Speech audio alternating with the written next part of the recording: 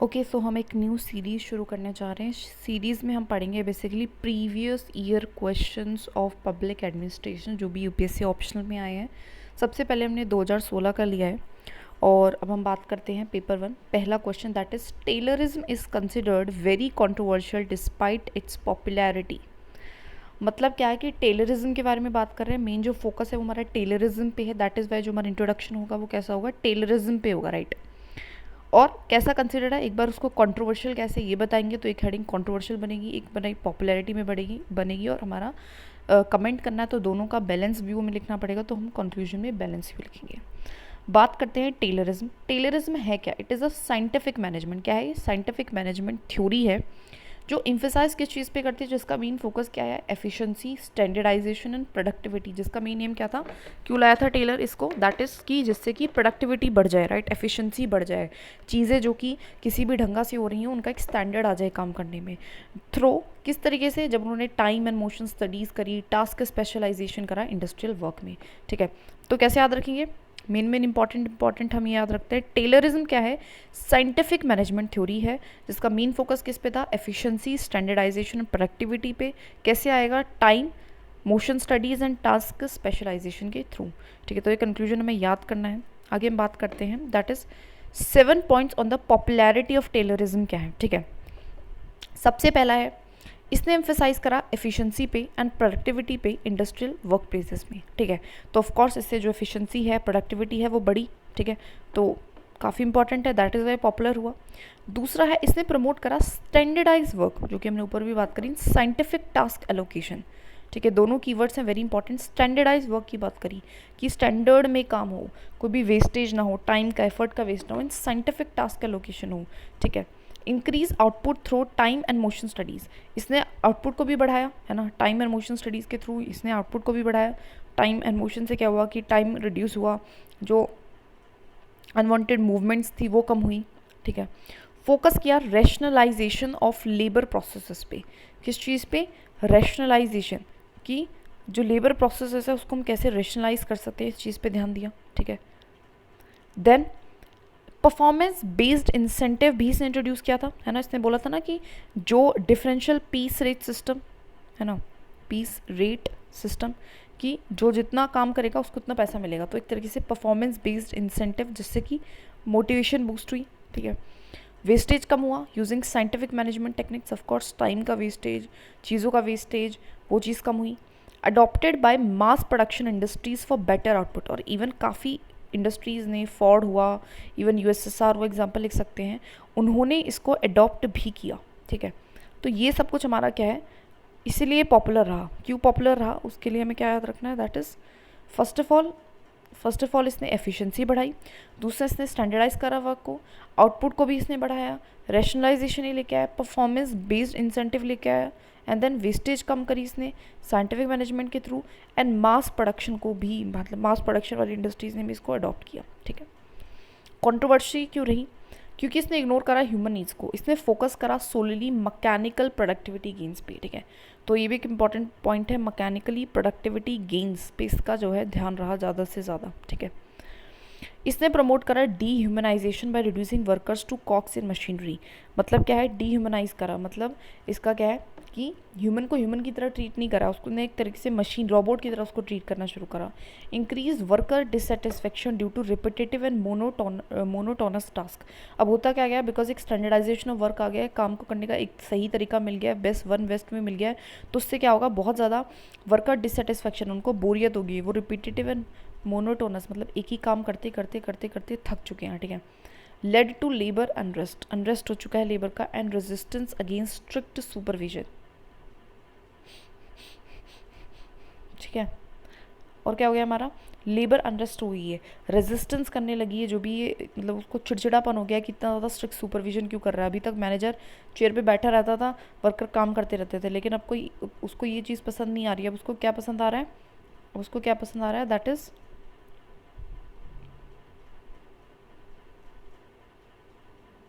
अब उसको क्या पसंद आ रहा है, अब उसको पसंद आ रहा है कि नहीं पसंद आ रहा है स्ट्रिक्ट सुपरविजन, कि वो यहीं पे खड़े होकर हमें काम को देख रहा है, ठीक है, चेयर टेबल पे नहीं बैठ रहा है, स्ट्रिक्ट सुपरविजन है, तो लेबर क्या होगी, अनरेस्ट हो गई है।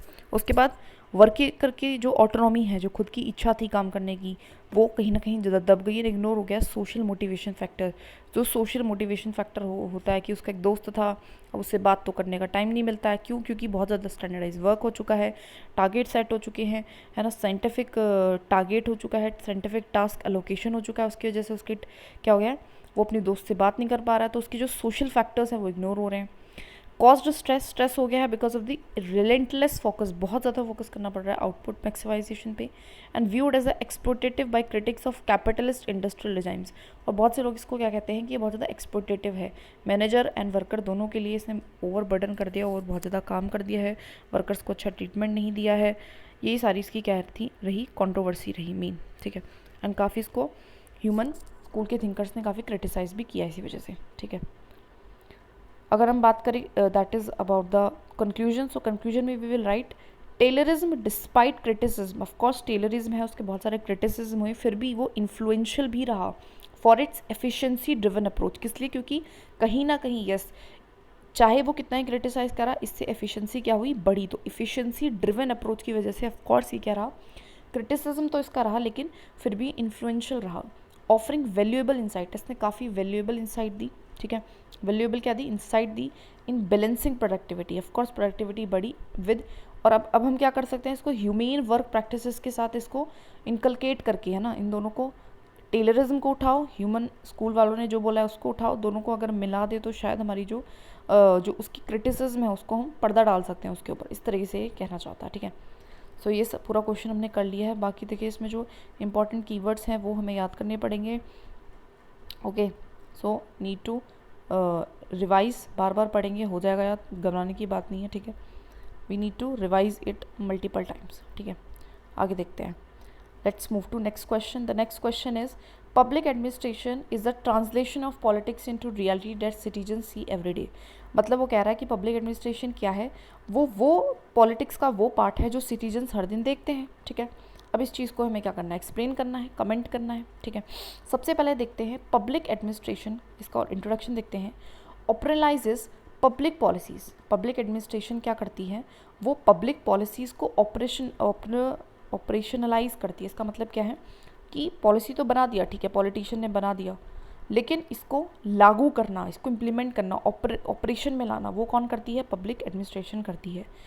ट्रांसफॉर्मिंग, इसी तरीके से वो एक तरीके से क्या करती है, ट्रांसफॉर्म करती है पॉलिटिकल विल को इनटू ग्रास रूट गवर्नेंस में, कि पॉलिटिशियंस क्या चाहते हैं कि लोगों तक क्या पहुँचे, उसको पहुँचाने का जरिया कौन है, वो है हमारा पब्लिक एडमिनिस्ट्रेशन। इस पर डायग्राम भी बनाया जा सकता है, ठीक है। Ensuring democratic decisions become tangible public outcome, और ये इंश्योर करती है कि किस तरीके से जो भी डिसीजंस हैं, जो आपने डिसीजन कौन ले रहा है, पॉलिटिशियन, ठीक है, पॉलिसीज़ कौन बना रहा है, पॉलिटिशियन, पॉलिटिकल विल किसकी है, पॉलिटिशियन की, ठीक है, उनको ऑपरेशनलाइज करना, ग्रास रूट गवर्नेंस तक कन्वर्ट करना, उनको टेंजेबल पब्लिक आउटकम बनाना, वो किसका काम है, पब्लिक एडमिनिस्ट्रेशन का काम है, ठीक है। सो इंपॉर्टेंट कीवर्ड्स थे इसमें, तो याद रख लेना इनको। दैट इज़ पब्लिक एडमिनिस्ट्रेशन क्या बात कर रही है कि वो पब्लिक पॉलिसीज़ को ऑपरेलाइज करेगी, पॉलिटिकल विल को कन्वर्ट करेगी ग्रास रूट गवर्नेंस में, एंड जो डेमोक्रेटिक डिसीजन उनको टेंजेबल पब्लिक आउटकम्स भी कन्वर्ट करेगी, इंश्योर करेगी, ठीक है, कि वो एक आउटकम बन पाए, ठीक है, छूने लायक वाले आउटकम, ठीक है। आगे देखिए, public administration is translation of politics into reality, कि पब्लिक एडमिनिस्ट्रेशन क्या है, अपने आप में एक ट्रांसलेशन है पॉलिटिक्स की रियलिटी में, ठीक है। सबसे पहला इम्प्लीमेंट करता है पॉलिसीज़ को, सबसे पहला ही काम जो है वो है कि पॉलिसीज़ को भी इम्प्लीमेंट करता है ब्यूरोक्रेटिक मशीनरीज़ के थ्रू, एंड इंश्योर करता है एडमिनिस्ट्रेटिव रिस्पॉन्सिवनेस, ठीक है। एडमिनिस्ट्रेशन का जो भी जिम्मा है रिगार्डिंग इम्प्लीमेंटेशन ऑफ पॉलिसीज़ वो करता है। दूसरा है वो एक तरीके से ब्रिज करता है पॉलिटिकल इंटेंट को with institutional action we are rule based governance, ठीक है। मतलब जो भी पॉलिटिक्स चाहते हैं, पॉलिटिशियंस चाहते हैं, है ना, with institutional action, institutional action का मतलब है कि अपने ऑफिस में वो ऐसा एक्शन लेता है, ठीक है, और गवर्नेंस आता है उसके तहत। इंश्योर सर्विस डिलीवरी, प्लस में वो क्या कर रहा है, सर्विस जो भी सर्विसेज देनी है उनको डिलीवर कर रहा है through decentralised administration and field level execution पे, कि यहाँ पे जैसे कि अगर ये एक मिनिस्ट्री है, दिस इज़ अ मिनिस्ट्री यहाँ पे बैठ के कुछ बोल रही है, तो उसको यहाँ तक पहुँचाना उन सर्विसेज को, उन्होंने तो बोल दिया ठीक है ये सर्विस मिलेंगी, उसको ग्रास रूट तक, उसको क्या फील्ड लेवल तक एग्जीक्यूशन करना, वो किसका काम है, that is the that is किसका काम है वो हमारा, दैट इज़ किसका काम है, हमारे ब्यूरोक्रेट्स का। तो सबसे पहले इंप्लीमेंट करेगा पॉलिसीज़ को ब्यूरोक्रेटिक मशीनरी के थ्रू, पॉलिटिकल इंटेंट को इंस्टीट्यूशनल एक्शन में कन्वर्ट करता है, सर्विस डिलीवरी करता है फील्ड लेवल एग्जीक्यूशन करके, ठीक है, फील्ड तक जाके। Regulate public goods by applying legislative mandates on ground, plus में रेगुलेट करता है पब्लिक गुड्स को, जो पब्लिक गुड है मतलब जैसे कि हमारी पार्क हैं, हॉस्पिटल हैं, उन सबको भी देखता है बाय अप्लाइंग लेजिस्लेटिव मैंडेट्स, मतलब लॉ को इम्प्लीमेंट करा के उनका भी रेगुलेशन देखता है। Drive social justice through welfare programmes and targeted interventions, plus में जो भी ये सोशल जस्टिस कैसे कराएगा, सोशल जस्टिस कैसे कराएगा, जो भी स्कीम्स हैं, वेलफेयर प्रोग्राम्स हैं, उनको टारगेटेड इंटरवेंशन करके, मतलब टारगेट पे पहुँचे, बेनिफिशियरी को मिले, ये इंश्योर करके वो क्या कराएगा हमारा, दैट इज़ द, ठीक है, act as a technocratic facilitator of political vision. Technocratic facilitator का मतलब क्या है, उस पॉलिटिकल विजन को एक्शन में कन्वर्ट करने के लिए एक फैसिलिटेटर। टेक्नोक्रेट का मतलब क्या है कि जैसे होता है ना कि मैं ये चाहती हूँ कि ये हो जाए, ठीक है, मैं कंप्यूटर के सामने बैठूंगी या फिर गूगल पे मैं हूँ, this is me, like this is me को हम समझ लेते हैं, that is a political leader, और ये मी हूँ, ठीक है, और अब मैं आउटपुट चाहती हूँ कि मेरा जो है एक आंसर लिख जाए, उसमें जो काम कर रही है बीच में वो है हमारा चैट जीपीटी, ठीक है। तो एक तरीके से चैट जीपीटी क्या हुई, दैट इज़ अ टेक्नोक्रेट, ठीक है। ऐसे यहाँ पे पॉलिटिकल लीडर है और आउटपुट क्या चाहते हैं कि कोई भी काम हो जाए जो भी उनकी इच्छा है, जो भी इच्छा के अनुसार हो, और बीच में कौन आएगा, ब्यूरोक्रेट्स। तो ब्यूरोक्रेट्स को क्या बोला है, टेक्नो, कि वो टेक्नोलॉजी की तरह बीच में रहकर क्या कर रहे हैं, टेक्नोक्रेटिक फैसिलिटेटर का काम कर रहे हैं, पॉलिटिकल विजन को कन्वर्ट कर रहे हैं मैनिफेस्टोज को मिशंस में, कन्वर्टिंग मैनिफेस्टोज इनटू मिशन। जो भी मैनिफेस्टो होता है किसी भी पॉलिटिकल पार्टी का, तो उसको एक्शन में लाने का काम कर रहे हैं। Making democracy visible and accountable, और इस चीज़ को क्या बना रहे हैं कि उन्होंने सिर्फ प्रॉमिस नहीं करा था, उसको विजिबिलिटी भी दे रहे हैं, उसको अकाउंटेबिलिटी का भी नाम दे रहे हैं, ठीक है।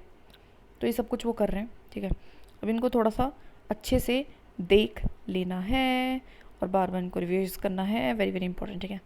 सो दोबारा देख लेते हैं। इम्प्लीमेंट करेंगे पॉलिसीज़ ब्यूरोक्रेटिक मशीनरी के थ्रू, पॉलिटिकल इंटेंट को इंस्टीट्यूशनल एक्शन में लेके आएंगे, सर्विस डिलीवरी करेंगे फील्ड लेवल पे एग्जीक्यूट करके, रेगुलेट करेंगे पब्लिक गुड्स को लेजिस्लेटिव मैंडेट्स के थ्रू, सोशल जस्टिस पहुंचाएंगे वेलफेयर प्रोग्राम्स के थ्रू, एंड टारगेटेड कि बेनिफिशियरी को ही मिले, एंड टेक्नोक्रेटिक फैसिलिटेटर बनेंगे पॉलिटिकल विजन का, ठीक है। एंड मैनिफेस्टोज को मिशन में कन्वर्ट करेंगे, हर चीज़ को विजिबल बनाएंगे, उन चीज़ों को सिर्फ प्रोमिसेस नहीं देंगे, they make the promises visible, right. अब कैसे सिटीजन्स एवरीडे पब्लिक एडमिनिस्ट्रेशन को देखते कैसे हैं, ठीक है, मतलब हमारा एक आम इंसान का क्या जो है दैट इज़ आमना सामना होता है पब्लिक एडमिनिस्ट्रेशन के साथ, और किन किन तरीके से होता है। सबसे पहला एक्सेस करने के लिए पब्लिक सर्विसेज, कोई भी पब्लिक सर्विस हो, राशन हो, पेंशन हो, हेल्थ हो, एजुकेशन हो, इसके लिए जब भी कोई इंडिविजुअल जाता है तो वो ऑफिस में जाता है, एंड ऑफिस मीन्स एडमिनिस्ट्रेशन, और एडमिनिस्ट्रेटर से वहाँ पे काम करवाता है, ठीक है। तो एक्सेस करने के लिए पब्लिक सर्विसेज, ठीक है। Interact with frontline bureaucracy in offices, panchayat, municipalities, plus में जो भी कोई ऑफिस है, कोई पंचायत है, कोई म्यूनसिपैलिटीज़ है, तो वहाँ पे फ्रंट लाइन, वहाँ पे इनको क्या मिलते हैं, अगर आपको ऐसे ऑफिसेज में भी जाना है तो आपको क्या करना है, वहाँ पे भी आपको फ्रंट लाइन ब्यूरोक्रेसी से इंटरेक्शन मिलता है। तो इस तरीके से पब्लिक एडमिनिस्ट्रेशन को वो देखते हैं। एक्सपीरियंस एडमिनिस्ट्रेटिव डिस्क्रिशन इन पॉलिसिंग, लाइसेंसिंग और ग्रेवियंस हैंडलिंग, प्लस में बहुत बार जब भी लोगों को कोई भी शिकायतें होंगी, ठीक है, पुलिसिंग, वो पुलिस के पास जाएंगे या फिर लाइसेंस निकलने जाएंगे या फिर ग्रेवेंस के लिए जाएंगे, ग्रेवेंस हैंडल कराने के लिए जो भी उनकी समस्या है, तो उसको कोई सामने वाला एडमिनिस्ट्रेटर किस तरीके से हैंडल कर रहा है, तो वहाँ पे वो एडमिनिस्ट्रेटिव डिस्क्रिशन को भी देखते हैं। डिस्क्रिशन का मतलब है कि हो सकता है कि कोई लेडी है, कोई बहुत ज़रूरतमंद था, उसके पास क्या नहीं था, उसके पास कोई डॉक्यूमेंट्स नहीं थे, लेकिन उसको बहुत ज़्यादा ज़रूरत थी फूड की, तो हमारा जो है ब्यूरोक्रेट वहाँ पे बैठा हुआ था और ब्यूरोक्रेट ने बोला कि ठीक है मैं तुम्हें दे दूँगा, तो वो डिस्क्रिशन उसने वहाँ पे एक्सपीरियंस करा, ठीक है। तो इस तरीके से करेगा। विटनेस करप्शन और रेड टेपिज्म, अब ऐसी बात नहीं कि वो डिस्क्रिशन ही कर सकता है, वो करप्शन या रेड टेपिज्म भी कर सकता है जो उनकी लाइफ को कहीं ना कहीं अफेक्ट कर रही है, ठीक है, एवरीडे एडमिनिस्ट्रेटिव डीलिंग्स को, ठीक है। तो करप्शन, रेड टेपिज्म भी उसको मिल सकता है। फील इंक्लूसिवनेस और एलिनेशन थ्रू वेलफेयर आउटरीच और ब्यूरोक्रेटिक बिहेवियर, उसको अपनापन भी लग सकता है, इंक्लूसिवनेस भी फील हो सकती है, या फिर कहें तो उसको एलिनेशन का मतलब होता है कि हम तुमको नहीं जानता है, हमारा तुमसे कोई वास्ता नहीं है, ऐसा ऐसा भी फील हो सकता है, दोनों चीज़ फील हो सकती हैं किसके थ्रू, ब्यूरोक्रेटिक बिहेवियर के through.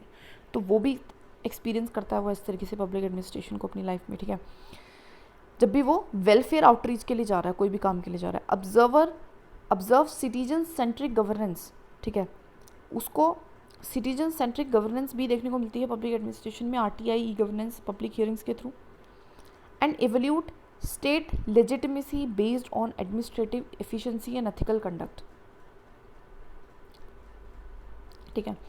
Evaluate state legitimacy based on administrative efficiency, वो क्या करता है, अब मुझे पता है मैं 4 दिन लगातार ऑफिस जा रही हूँ और मेरा एक काम नहीं हो रहा है, ठीक है, मैं 4 दिन चलेगी, 4 ऑफिसों में चक्कर काट रही हूँ, लेकिन मेरा काम नहीं हो रहा, तो मेरा थॉट प्रोसेस क्या है, मैं क्या वैल्यूट करूँगी, मेरा क्या ओपिनियन बिल्ड होगा कि भैया देखो बेकार है। स्टेट की लेजिटिमेसी को मैं क्वेश्चन करूँगी कि बेकार है ना, क्यों, क्या गवर्नमेंट है ये, बेस्ड ऑन किसके बेसिस पे करते हैं, administrative efficiency and ethical conduct के बेसिस पे ही तो करते हैं, कोई भी काम आम इंसान है, ठीक है। तो ये सब कुछ, ठीक है, वेरी वेरी इंपॉर्टेंट, इनको देख लेना है बहुत अच्छे से, जो कीवर्ड्स हैं इनको याद रख लेना है, ठीक है, very very important, very very important, ठीक है। आगे बढ़ते हैं, दैट इज़ 20 वर्ड्स का कंक्लूजन लिखेंगे। पब्लिक एडमिनिस्ट्रेशन एक इंस्ट्रूमेंटल रियलिटी है पॉलिटिक्स की, क्या है, एक रियलिटी है, पॉलिटिक्स वाली रियलिटी है, जो रिफ्लेक्ट करते हैं डेमोक्रेसी सक्सेस को अपने grass root visibility, responsiveness and citizen engagement के साथ। और वो कैसे उसको सफल बनाती है, कैसे रिफ्लेक्ट करती है डेमोक्रेसी को कि ये भैया डेमोक्रेसी की जीत हो रही है, जब वो ग्रास रूट पे उसकी विजिबिलिटी मिलती है, मतलब वो फील्ड लेवल पे जाके एग्जीक्यूशन करेगी, रिस्पॉन्सिवनेस रहेगी, एलिनेशन निकाल के अच्छा एथिकल कोड ऑफ कंडक्ट दिखाएगी, अच्छा बिहेवियर करेगी, है ना, इंक्लूसिवनेस वाला बिहेवियर करेगी, सिटीजन के साथ इंगेज रहेगी, ठीक है, ये सब कुछ। Now question is morale can drive an organisation forward और कैन लेड टू, वो कह रहा है कि या फिर तो मोरल क्या है, सबसे पहले तो हम ये देखेंगे कि कैसे वो ऑर्गेनाइजेशन को अच्छा भी उठा भी सकता है और कैसे वो डुबा भी सकता है, ठीक है। तो इंट्रोडक्शन देते हैं, मोरल क्या है, कलेक्टिव इमोशनल कमिटमेंट है एंड मोटिवेशनल क्लाइमेट है जो इन्फ्लुएंस करता है एम्प्लॉय की productivity, job satisfaction, overall organisation की एफिशिएंसी को। मोरल मतलब मेरे मन की कैसी भावना जो कि मुझे क्या करेगी, कुछ करने के लिए या फिर तो मोटिवेट करेगी या डीमोटिवेट करेगी। और अगर मैं मोटिवेट होती हूँ तो ऑफकोर्स मेरी एफिशिएंसी बढ़ेगी, इफेक्टिवनेस बढ़ेगी, और फर्दर उससे क्या होगा, जिस ऑर्गेनाइजेशन में मैं काम कर रही हूँ उसकी भी इफेक्टिवनेस एंड एफिशिएंसी बढ़ेगी। ये कह रहा है मोरल। कलेक्टिव एक इमोशनल कमिटमेंट है, एक मोटिवेशनल क्लाइमेट है जो क्या करती है, इन्फ्लुएंस करती है एम्प्लॉय की प्रोडक्टिविटी को, जॉब सेटिस्फैक्शन को, ओवरऑल ऑर्गेनाइजेशन एफिशिएंसी को, ठीक है।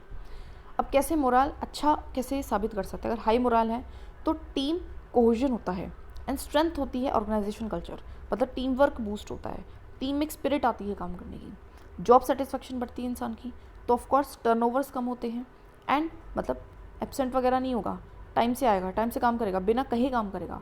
इम्प्रूव एम्प्लॉय रिटेंशन, एम्प्लॉय भागेगा नहीं ऑफिस को छोड़ के, रिटेन रहेगा, वहीं पर रहेगा।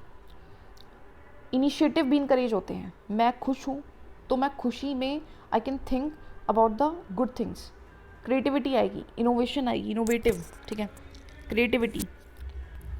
And ownership of task among staff, ownership of task मतलब क्या है कि मैं उस टास्क को ऐसे नहीं करूँगी कि वो किसी और का काम इसलिए कर रही हूँ, उसको ऐसे करूँगी कि मैं खुद ओनर हूँ, मेरा ही काम है, उसको इस तरीके से करूँगी। ओनरशिप ऑफ टास्क इसको कहते हैं, ओनरशिप ऑफ टास्क आएगी, ठीक है। कोलैबोरेटिव सिनर्जी, इसका मतलब क्या है, that is enhancing inter departmental communication. Collaborative synergy का मतलब है कि कोलैबोरेशन आएगी, कॉपरेशन आएगी, कोऑर्डिनेशन आएगी, इसको कह रहे हैं कोलैबोरेटिव सिनर्जी, ठीक है। रेजिलियंस, रेजिलियंस अच्छा होगा। रेजिलियंस का मतलब क्या होता है, जब इंसान बहुत बड़े फेलियर से गिरता है और फिर भी वो उठे, अच्छे से उठे और बेटर तरीके से उठे, उसका कमबैक और ज़्यादा बेटर हो, उसको रेजिलियंस बोलते हैं। तो इंप्रूव होगा रेजिलियंस ड्यूरिंग क्राइसिस और ऑर्गेनाइजेशनल रीस्ट्रक्चरिंग, जब पता किसी इंसान का मोरल अच्छा है। मोरल का मतलब क्या, एटीट्यूड, अ पॉजिटिव एटीट्यूड है उसके अंदर। अब पॉजिटिव एटीट्यूड वाला इंसान तो रेजिलियंस होगा ना, उसके अंदर अच्छी रेजिलियंस होगी, वो रेजिलियंट होगा, वो खराब परिस्थितियों से निकलना जानता होगा। Lead to goal alignment with shared vision and mission, मतलब क्या है कि फिर जिस इंसान का मोरल अच्छा है वो अपने गोल्स को और कंपनी के गोल्स को या फिर ऑर्गेनाइजेशन के गोल को एक मान के काम करेगा, तो विजन एंड मिशन का अलाइनमेंट हो जाएगा, गोल का अलाइनमेंट हो जाएगा। Enhance public service delivery, of course वो अच्छा पब्लिक सर्विस डिलीवरी करेगा क्योंकि वो मोटिवेटेड है, राइट।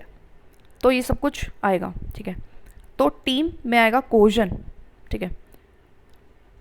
ये इंपॉर्टेंट पॉइंट्स है, टीम कोहेजन इंपॉर्टेंट कीवर्ड्स है। ऑर्गेनाइजेशन कल्चर अच्छा होगा, जॉब सेटिस्फेक्शन अच्छी होगी, इंप्लॉय रिटेन करेगा, टर्नओवर कम होगा, इनिशिएटिव इंकरेज होंगे, है ना। ओनरशिप ऑफ टास्क आएगी, मैं ओनरशिप ऑफ टास्क करूँगा, मैं अब ये नहीं समझूंगा कि वो काम मेरा नहीं है। कोलोबरेटिव सिनर्जी आएगी, कोलोबरेशन कॉर्पोरेशन बढ़ेगा, इंटर डिपार्टमेंटल कम्युनिकेशन अच्छा होगा, ट्रस्ट अच्छा होगा, राइट। रेजिलियंस अच्छा होगा, रेजिलियंस का मतलब क्या है कि मैं क्राइसिस से भी उठ सकता हूँ, ठीक है। गोल अलाइनमेंट होगा कि मेरा गोल और ऑर्गेनाइजेशन का गोल अलग नहीं है, शेयर्ड विजन एंड मिशन होगा, है ना, एक है। एंड इनहेंस होगा, पब्लिक सर्विस डिलीवरी अच्छी होगी, ठीक है। ये सारे में अच्छे पॉइंट्स हैं जो मोराल के बारे में लिखने हैं, and these are good points, really good points.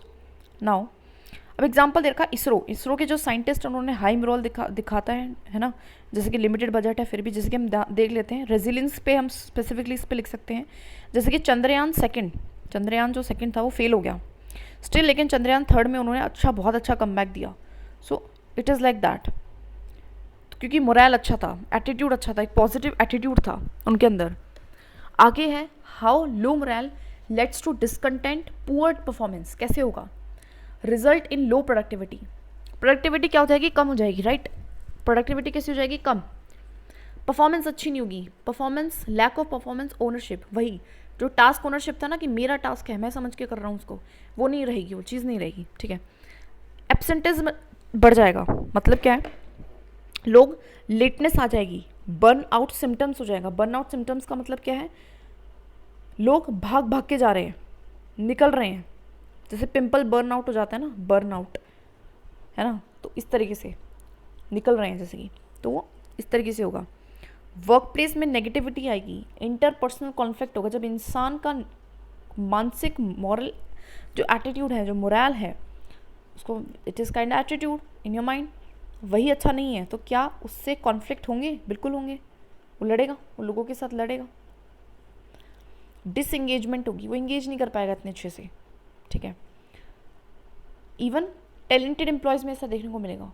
Informal resistance आएगी, पैसिव डिसअवॉइडेंस आएगा, मतलब क्या है कि मैं आपकी बात नहीं मान रहा हूँ क्योंकि मेरा मन ही नहीं है काम करने में, it will cause passive disobedience.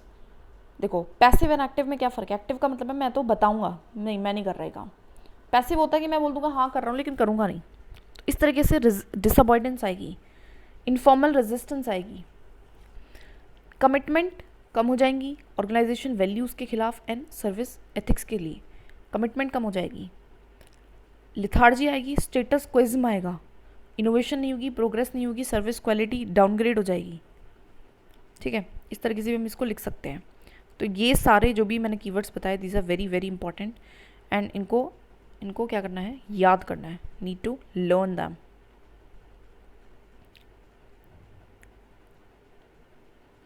All these important keyword, low productivity, performance ownership में कमी, एब्सेंटिज्म होगा, बर्नआउट सिम्टम होगा, वर्क प्लेस में नेगेटिविटी होगी, इंटरपर्सनल कॉन्फ्लिक्ट होंगे, डिसएंगेजमेंट होगा, इनफॉर्मल रेजिस्ट करेंगे, पैसिव डिसअवॉइडेंस दिखाएंगे, कमिटमेंट जो है हमारी कम हो जाएगी, organisation values and service ethics से, लिथार्जी आएगी एंड स्टेटस क्विज्म आएगा, ठीक है। एग्जाम्पल जैसे कि म्यूनसिपल स्टाफ है, पूरली मैनेज टाउन में आप देखोगे तो वहाँ लो मोरल है, तो उससे क्या होगा, अफेक्टिंग वेस्ट मैनेजमेंट, ठीक है। तो वहाँ पे वेस्ट मैनेजमेंट आप देखोगे बहुत पुअर रहेगा, ठीक है। कंक्लूजन क्या लिख सकते हैं, मोरल एक वाइटल ह्यूमन कैपिटल इंडिकेटर है। इसका मतलब क्या है, बहुत ही इंपॉर्टेंट चीज़ है, आप देख ही सकते हो, इतने सारे पॉइंट्स से हमने ये निकाला कि अच्छा मोरल है तो कितना अच्छा हो रहा है, लेकिन अगर ख़राब मोरल हो गया तो कितना ज़्यादा प्रॉब्लम है। तो हाई ह्यूमन कैपिटल इंडिकेटर है, मतलब ह्यूमन कैपिटल क्या होता है कि ह्यूमन कितना इफेक्टिव है चीज़ों को करने में, उसको इंडिकेट कर रहा है, इंडिकेटर है। कैन आइदर एम्पावर इंस्टीट्यूशंस, या फिर तो बहुत ऊपर तक लेके जा सकता है, या फिर इरोड कर सकता है, पूरी कंप्लीटली ख़त्म कर सकता है without proactive leadership and organisation sensitivity. अगर प्रोएक्टिव लीडरशिप ना हो, अगर लीडर्स उसके प्रोएक्टिवली काम ना कर पाए, मोरल अच्छा ना रख पाए ऑर्गेनाइजेशन का, तो वो इरोड भी हो सकता है। तो ठीक है, तो 3 कीवर्ड्स हमें जनरली यहाँ से पता चले, दैट इज़ जो लिखने ही लिखने हैं इसके कंक्लूजन में, moral is a human capital indicator. What it is, human capital indicator, ठीक है, जो कि क्या कर सकता है, या फिर तो एम्पावर करेगा या फिर इरोड करेगा, ठीक है, दैट इज़ इट। मतलब बहुत ज़्यादा इंपॉर्टेंट है ऑर्गेनाइजेशन सेंसिटिविटी के लिए। The next question is autonomy of public corporation raise a great debate about the internal working and external relation with the ministers in the parliament discuss. वो कह रहा है कि जो ऑटोनॉमी हमने दे रखी है ना पब्लिक कॉर्पोरेशन को, उसने एक डिबेट उठा दी है कि उसकी इंटरनल वर्किंग के लिए क्या एंड एक्सटर्नल रिलेशंस के लिए मिनिस्टर्स एंड पार्लियामेंट पे कैसे हैं। ठीक है, इंट्रोडक्शन है। सबसे पहले ऑटोनॉमी ऑफ पब्लिक कॉर्पोरेशन है क्या, उनकी इंडिपेंडेंट फंक्शनिंग, कि वो इंडिपेंडेंटली काम कर सकते हैं, उनके पास ऑपरेशनल फ्रीडम है, जो ऑपरेशंस हैं, जो टेक्निकल काम है, टेक्निकल टास्क है, उसमें उनको फ्रीडम है फ्रॉम डायरेक्ट ब्यूरोक्रेटिक या फिर कहें तो पॉलिटिकल इंटरफेरेंस, जिनसे कि उनकी इंश्योर हो एफिशिएंसी। ठीक है, ये है हमारी ऑटोनॉमी ऑफ पब्लिक कॉर्पोरेशन। समझ में आया? इंडिपेंडेंट फंक्शनिंग कर सकती है, ऑपरेशनल फ्रीडम है, किस चीज़ से, ब्यूरोक्रेटिक या पॉलिटिकल इंटरफेरेंस से, जिससे कि एफिशिएंसी बनी रहे। नाउ इंटरनल वर्किंग को देख लेते हैं। फंक्शनल ऑटोनॉमी, उससे क्या होता है, आप इंडिपेंडेंट डिसीजन मेकिंग ले सकते हो, डिलेज को कम कर सकते हो। ठीक है, गवर्न किससे होता है, बोर्ड ऑफ डायरेक्टर से, एंड टिपिकल ब्यूरोक्रेटिक से नहीं होता। ये ज़्यादा एम्फेसाइज करता है टेक्निकल एक्सपर्टाइज पे, क्योंकि हर चीज़ कंपनी में, कोई भी ऑर्गेनाइजेशन है, उसमें एक्सपर्टाइज चाहिए होती है। ठीक है, ओवर ब्यूरोटिक कंट्रोल, ये कमर्शियल प्रिंसिपल्स को फॉलो करता है। ठीक है, एंड पब्लिक अकाउंटेबिलिटी नॉर्म्स होते हैं। ठीक है, कमर्शियल प्रिंसिपल्स, जैसे कि कंपनी है तो उसकी जवाबदेही लोगों से है, तो वो ये भी फॉलो करता है। फाइनेंशियल डिस्क्रिप्शन इसके पास होता है, बजट कैसा होगा, रेवेन्यू जनरेशन किस तरीके से करना है, क्या प्राइस रखना है इन चीज़ों का। इनोवेशन एंड एफिशिएंसी इससे बढ़ती है of course, and service delivery mechanism भी अच्छा होता है। अगर मेरे पास इच्छा होगी, मेरे पास अगर फ्रीडम होगी टू डू समथिंग, तो I will do something better, I will be innovative, I will be creative, imaginative, and उससे क्या होगा, एक अच्छा रिजल्ट, एक अच्छा आउटपुट मेरे पास मैं दे पाऊंगी। Maintain personal independence, hiring outside civil services rules, एक पर्सोनल का भी इंडिपेंडेंस होता है, कि ज़रूरी नहीं कि आप सिविल सर्विस जो लोग हैं उन्हीं को आप ला सकते हो, आप अलग से भी एक्सपर्टाइज़ को, प्राइवेट सेक्टर के जो एक्सपर्टाइज होते हैं उनको भी लेके आ सकते हो। तो ये सारी अच्छाइयाँ हैं इंटरनल वर्किंग में, किस तरीके से ऑटोनॉमी काम कर रही है, किस तरीके से क्या कर रही है वो, it is doing good work कर रही है। ठीक है, तो कैसे गुड जॉब कर रही है, फंक्शनल ऑटोनॉमी दे रही है, इंडिपेंडेंट वो डिसीजन मेक कर पाएँ, डिले नहीं हो रहा है, टेक्निकल एक्सपर्टाइज है, कमर्शियल प्रिंसिपल्स को फॉलो कर रहे हैं, लेकिन अकाउंटेबिलिटी नॉर्म्स है पब्लिक के लिए, फाइनेंशियल डिस्क्रिप्शन है, इनोवेशन एंड एफिशिएंसी आप आ रही है, पर्सोनल को भी इंडिपेंडेंस है, बाहर से भी ले सकते हैं। ठीक है, एग्जाम्पल LIC है, यहाँ पे काफ़ी ऑपरेशनल इंडिपेंडेंस उनको मिलती है, बट ऑफकोर्स ये आंसरेबल है फाइनेंशियल ऑडिट्स के लिए, पॉलिसी अलाइनमेंट के लिए। ऑडिट तो होता ही है इनका, वो तो होगा ही जब सरकार से पैसा लेंगे तो। ठीक है, external relation with ministers and parliament, अब ऑटोनॉमी के कारण कैसे रिलेशन है हमारे पब्लिक कॉर्पोरेशन के मिनिस्टर्स के साथ एंड पार्लियामेंट के साथ। Subject to ministerial oversight through nodal ministries, तो जनरली मिनिस्ट्रीज फिर भी कोशिश करती हैं क्या, कंट्रोल करने की इन सारी जो भी ये कॉर्पोरेशंस हैं उनको, नोडल मिनिस्ट्रीज के through. Parliamentary accountability, annual report के थ्रू, ऑडिट्स के थ्रू, क्वेश्चंस के थ्रू, इवन उनको क्या देना पड़ता है, पार्लियामेंट में जाके जवाब भी देना पड़ता है। ठीक है ना, मिनिस्टर्स कभी कभी इंटरवीन भी करते हैं पॉलिसी में, ऑफकोर्स डेली फंक्शनिंग में नहीं कर रहे हैं, लेकिन पॉलिसीज तो बना रहे हैं। कैग ऑडिट करता है एंड उनकी फाइनेंशियल प्रॉपराइटी एंड लेजिस्लेटिव कंपाइलेंस को ये ऑडिट भी करता है। डिपार्टमेंटल जो कमिटीज़ होती हैं वो स्क्रूटनाइज करती हैं फंक्शनिंग एंड सजेस्ट करती हैं, हमने देखा था ना, that is committee on public undertaking करके होती हैं, तो वो क्या करती हैं, स्क्रूटनाइज करते हैं कि कैसा काम हो रहा है, रिफॉर्म्स भी सजेस्ट करती हैं। Tensions arise over autonomy versus political control balance, plus में बहुत सारे टेंशंस आप देखोगे अक्सर अराइज होती रहती है, कि वही बोला, क्वेश्चन ने भी बोला, डिबेट, कि ऑटोनॉमी होनी चाहिए या फिर पॉलिटिकल कंट्रोल होना चाहिए, उसमें बैलेंस बनाना भी बहुत इंपॉर्टेंट है। Policy directives from government must be followed in public interest, और वो कहता है कि पॉलिसी जो डायरेक्टिव्स हैं उनको भी पब्लिक इंटरेस्ट में फॉलो करना चाहिए। एग्जाम्पल देख लो, एयर इंडिया ने अभी कॉन्फ्लिक्ट फेस करा between autonomy and ministerial descriptive, affecting उसकी मार्केट कॉम्पिटिटिवनेस कम होगी, है ना, और इसकी वजह से ही अभी ये जो हादसा हुआ था वो भी हुआ है। कंक्लूजन में थोड़ा सा बैलेंस लिखेंगे, बैलेंसिंग ऑटोनॉमी एंड अकाउंटेबिलिटी, वो कहता है कि आपको बैलेंस करने की ज़रूरत है, किसको, ऑटोनॉमी को एंड अकाउंटेबिलिटी, क्योंकि ऑटोनॉमी होने से बहुत सारे फ़ायदे हैं एंड ऑटोनॉमी ना होने से बहुत सारे नुकसान भी हैं, लेकिन ऑफकोर्स ऑटोनॉमी होने से भी नुकसान है, तो उसको हमें अकाउंटेबिलिटी के साथ क्या करना पड़ेगा, बैलेंस करना पड़ेगा, जिससे कि इंश्योर हो public corporation remain efficient, transparent and align, जिससे कि चीज़ें ट्रांसपेरेंस रहें, एफिशिएंट भी रहें, इफेक्टिव रहें, इकोनॉमिक भी रहें, और वो अलाइन करें, वो साथ साथ चले डेमोक्रेटिक एंड डेवलपमेंट गोल्स के साथ भी। ठीक है, तो जो डेमोक्रेसी है, पार्लियामेंट्री डेमोक्रेसी है, जो अकाउंटेबिलिटी उसके साथ भी ये चले। ठीक है, तो इम्पॉर्टेंट जो कीवर्ड्स हैं अगर कंक्लूजन में अगर हम देखें तो these are the balancing autonomy accountability, जिससे कि क्या रहे, एफिशिएंसी रहे, ट्रांसपेरेंसी रहे, ठीक है, और हम अलाइन कर पाएँ डेमोक्रेटिक एंड डेवलपमेंट गोल्स के साथ। And the last question for today's class is, in spite of certain advantages, बहुत सारे एडवांटेजेस भी हैं सोशल ऑडिट के, अरेंजमेंट के, बट वो फिर भी इनफेक्टिव रहे हैं बिकॉज कोई भी लीगल पनिशमेंट नहीं है इसके लिए। अब कमेंट करो, मतलब क्या है, यहाँ पे हमें लिखना है कि वाई, सबसे पहले what is social audit, then हमें लिखना है कि क्यों, इसके एडवांटेजेस क्या हैं, फिर हमें लिखना है इनफेक्टिव क्यों है, एंड 2-3 पॉइंट इनफेक्टिव में ये भी लिखना है कि कोई लीगल प्रोविजन क्यों नहीं है, क्या प्रॉब्लम है, उसकी वजह से क्या प्रॉब्लम आ रही है, ठीक है। सबसे पहले बात करते हैं इंट्रोडक्शन में। तो सोशल ऑडिट क्या है, कम्युनिटी ड्रिवन ओवरसाइट मैकेनिज्म है ये, क्या है, this is very important keyword लिखना है ये, कम्युनिटी ड्रिवन, कम्युनिटी के थ्रू होने वाला, ओवरसाइट मतलब कम्युनिटी देख रही है, ओवरसाइट कर रही है, ऐसा मैकेनिज्म है जो कि इंश्योर करता है transparency, accountability and citizen participation को, जिससे कि ट्रांसपेरेंसी आए, अकाउंटेबिलिटी हो, करप्शन कम हो, सिटीजन का पार्टिसिपेशन हो पब्लिक सर्विस डिलीवरी में। It is very important part of what, governance.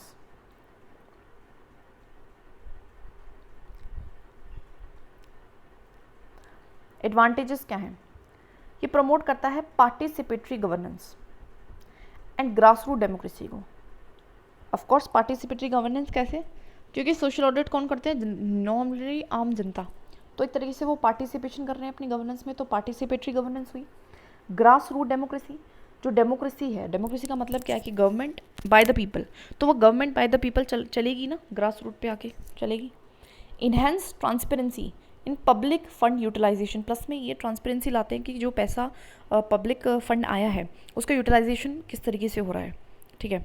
Empower marginalise communities through direct voice, एक तरीके से हमने क्या कर दिया यहाँ पे, एम्पावरमेंट कर दी है मार्जिनलाइज कम्युनिटीज़ की, ठीक है।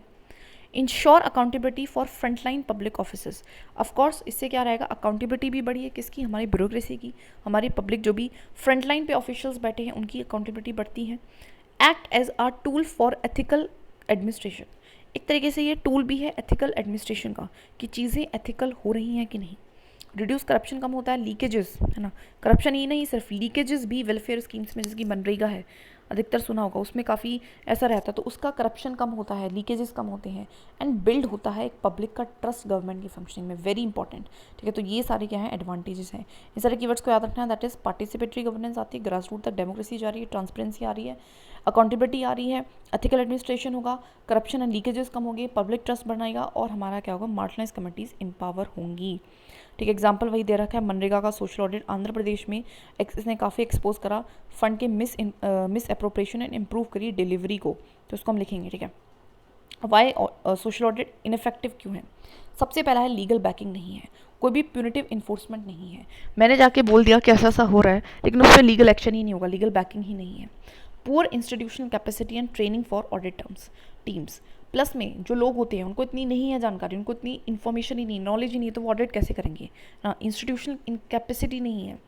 Officials resist audit findings and avoid compliance, plus में अगर मैं जाके कहीं शिकायत भी करती हूँ तो भी ऑफिशियल्स जो है, फ्रंटलाइन पे बैठे ऑफिशियल्स जो है, ब्यूरोक्रेसी जो है, एडमिनिस्ट्रेटर जो भी है, वो इसको क्या करेगा, रेजिस्ट करेगा, वो नहीं आने देता है सामने, ठीक है। वीक फॉलो अप मैकेनिज्म है after reports are submitted, even reports अगर प्रॉपर्ली सबमिटेड भी होती हैं तो भी उस पर बहुत डिले में, बहुत देरी पे काम होगा, फॉलो अप मैकेनिज्म कैसा है, वीक है। पॉलिटिकल इंटरफेरेंस भी आ जाता है जो कि लिमिट करते हैं कम्युनिटी के पार्टिसिपेशन को, ठीक है। पॉलिटिशियंस का फियर है, एक डर है, तो वो भी नहीं करते हैं। टोकनिज्म है in conducting audits without citizen empowerment, ठीक है, मतलब नाम का है जो है, कैसा रहा है, नाम का सिम्बोलिक है, टोकनिज्म है, टोकन की तरह है, कर भी रहे हैं ऑडिट लेकिन कैसा कर रहे हैं, सिटीजन को ही नहीं पूछेंगे, ऐसा ऑडिट कर लेंगे। लिमिटेड अवेयरनेस, वही एक्सेसिबिलिटी भी कम है ग्रास रूट लेवल पे, ठीक है। तो ये सारी प्रॉब्लम्स हैं। एग्जांपल झारखंड में जो सोशल ऑडिट है वो ऑफन इग्नोर किया जाता है बिकॉज वहाँ पे लीगल कॉन्सिक्वेंसेज नहीं है इसके, ठीक है। और लीगल कॉन्सिक्वेंसेज नहीं है तो कहीं ना कहीं इट ऑल्सो गिव्स अपॉर्चुनिटी जो भी करने वाला है गलत, ठीक है। तो कीवर्ड्स क्या हैं, लीगल बैकिंग डाउन ना होना, इंस्टीट्यूशन कैपेसिटी का कम होना, ऑफिशियल्स रेजिस्ट करते हैं, फॉलो अप एक्शंस नहीं है, पॉलिटिकल इंटरफेरेंस है, टोकिज्म है, अवेयरनेस, एक्सेसिबिलिटी कम है। कंक्लूजन क्या लिख सकते हैं, social audit of course despite इसमें चैलेंजेस हैं, रिमेन्स फिर भी एक पावरफुल अकाउंटेबिलिटी टूल रहा है जिसको ज़रूरत है लीगल टीथ की, लीगल टीथ की, very important keyword, legal teeth का मतलब है कि अब इसको लीगलाइज कर दो, and stronger institutional support, plus में जो इंस्टीट्यूशंस हैं जिनके पास लेके जा रहे हैं कंप्लेंट, जहाँ रिपोर्ट सबमिट कर रहे हैं, तो उसका भी सपोर्ट चाहिए, तभी तो एक इफेक्टिव एंड कोलैबोरेटिव गवर्नेंस हो पाएगी ना। तो ये हमारे दैट इज़, तो सोशल ऑडिट क्या अकाउंटेबिलिटी टूल है, बस इसको लीगल टूथ की ज़रूरत है और इंस्टीट्यूशनल सपोर्ट की, दैट्स इट। तो हो गया है हमारा, ठीक है। इस पूरे वीडियो को देखते हैं आई वुड लाइक टू से कि क्वेश्चंस को जितनी बार पढ़ेंगे, जितनी बार इस वीडियोस को देखेंगे और कीवर्ड्स को जितना प्रैक्टिस करेंगे लिख के, उतना ज़्यादा हम अच्छा कर पाएंगे perform in the question. This is very important, very very very very important. और कंफ्यूज नहीं हो रहा है बहुत ज़्यादा, कंटेंट के पीछे नहीं भागना है, कंटेंट जो है बेस्ट है, सबसे ज़्यादा बेस्ट है, इससे ज़्यादा बेस्ट क्या ही होगा, ठीक है। एंड एटलीस्ट ये जो क्लास है बिफोर पेपर, मतलब मेंस के पेपर से पहले 3 बार एटलीस्ट बार देखनी है और दो बार इन कीवर्ड्स को याद करना है, 2-3 बार लिखना है एटलीस्ट, तभी जाके चीज़ें क्या होंगी, बेटर होंगी, राइट। That's it. और ज़्यादा इधर उधर का दिमाग नहीं लगाना।